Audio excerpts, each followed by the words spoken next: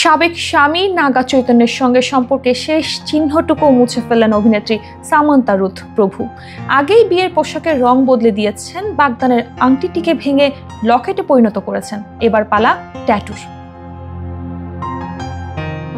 বিভিন্ন সাক্ষাৎকারে এই অভিনেত্রী জানিয়েছেন, এ বিবাহ বিচ্ছেদে তাকে সিদ্ধান্ত জানানো হয়েছে এবং সবটাই মেনে নিতে হয়েছে। নাগার সঙ্গে সামান্তার প্রেম, বিয়ে, বিচ্ছেদ নিয়ে আলোচনার পাশাপাশি নায়িকার ব্যক্তিগত জীবন নিয়েও চর্চার শেষ নেই।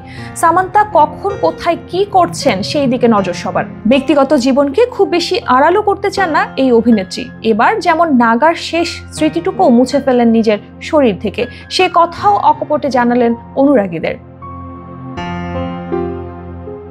নাগার সঙ্গে সম্পর্কের সময় শরীরে 3টি ট্যাটু করেছিলেন সামান্তা। পিঠে ছিল YMC লেখা ট্যাটু, যা তাদের প্রথম সিনেমার নামে করা।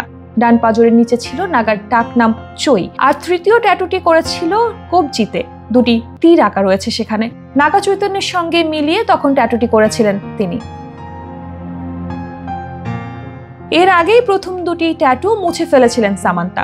এবার কবজির ট্যাটুটিও ধীরে ধীরে মুছে ফেলছেন তিনি। সম্প্রতি সামাজিক মাধ্যমে শেয়ার করা এক ছবিতে সেই উল্কির আবছা ছাপ দেখে অনুরাগীরা ধরে নিয়েছেন নাগার শেষ স্মৃতিটুকুও মুছে ফেলার সিদ্ধান্ত নিয়েছেন তিনি।